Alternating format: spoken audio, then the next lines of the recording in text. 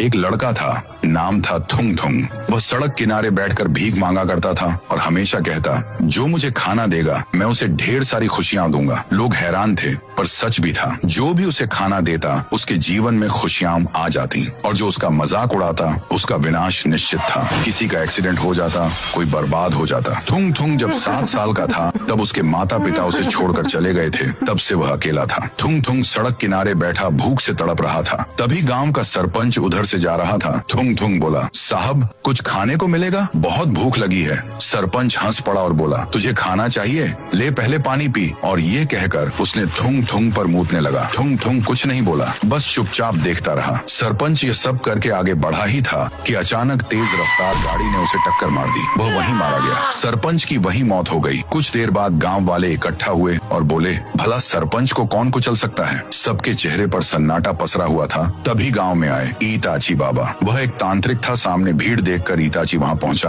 और वह सरपंच को देखकर फूट फूट कर रोने लगा, क्योंकि वह उनका बड़ा भाई था। ईताची जब छोटा था तब वह तंत्र विद्या सीखने के लिए गांव से चला गया था और जब वह लौटा है तो उसका बड़ा भाई मारा जा चुका है। ईताची अपने रहस्यमयी शक्तियों से पीछे का दृश्य देखा जिसमें उसको सरपंच की सारी करतूतें दिखाई देती हैं। ईताची बोला, यह मौत किसी और की गलती नहीं, स्वयं सरपंच के कर्मों का फल है। जिस बच्चे को उसने अपमानित किया वह कोई साधारण लड़का नहीं है। गांव वाले समझ गए कि थुंग थुंग के पास जरूर कोई न कोई रहस्यमयी शक्तियां हैं। उस रात जब सभी गांव वाले सो रहे थे, गहरा सन्नाटा पसरा हुआ था। अचानक गांव में घना धुआं फैलने लगा और उसके अंदर से वही डरावनी आवाज आने लगी।